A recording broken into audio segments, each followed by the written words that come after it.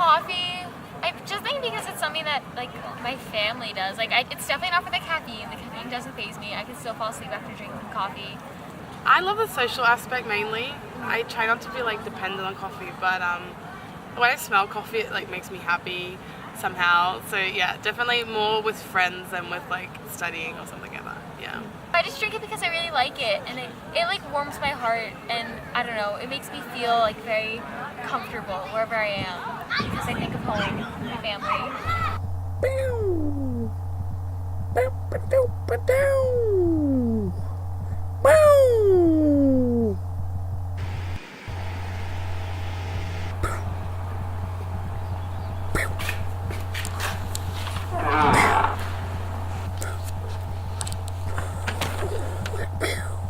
I drink coffee every day. I have probably had 3 cups of coffee today. I was a huge fan and still am a huge fan of the coffee date with friends, with family members, with if I'm going out on a date or something. I love coffee. I also just I really love the cultural importance that coffee has. I love the coffee house and the coffee roaster, the smell of coffee in the morning. It has a lot of these wonderful other factors, even though at the end of the day it's just ground up roasted coffee beans that are then drained through hot water. It's super simple. It's an incredible case study of one simple crop affecting an entire culture.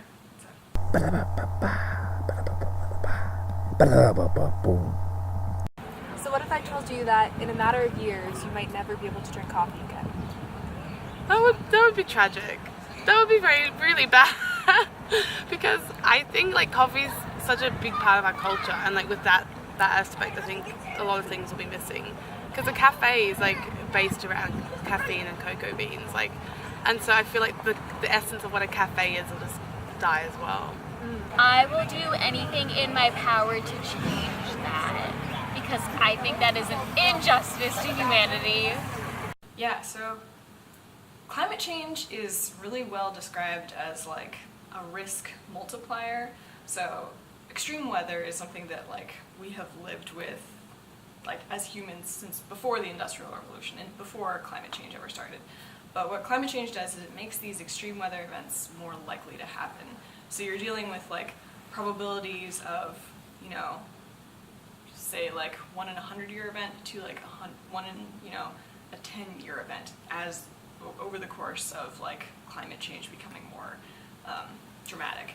So the countries that are the places where the habitats are for coffee beans are actually some of the most at risk because they're right along the equator. And what happens is these countries are at risk for certain things like drought, extreme temperatures, extreme precipitation, because when the atmosphere is really warm it can hold more water vapor and then that falls as heavy rain. So this will actually alter the climate of these places where coffee is grown, and that's really dangerous, especially in these places where they have a rainy season. Weather is very specific and important, and not only do the climates shift and the habitats shift, so maybe you won't have as much land to grow your coffee beans on, but it also makes it more likely to have disease or infestations, invasive species coming in. Already we've seen a lot of this happening, and already we have extreme heat. There's already been heat waves and droughts in Somalia, in Ethiopia, but even if they weren't attributable to climate change, this is already happening. It's already something that we have to deal with. But with climate change, it's happening more often. So that's the problem that these crops face. And it's not just coffee, it's corn, beans, chocolate. Coffee is just a really good case study. So.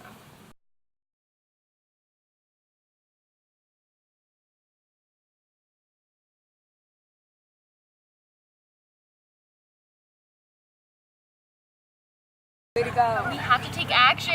We'll start a foundation. We will start organizations. I will fundraise. Let's make this happen. Save the coffee!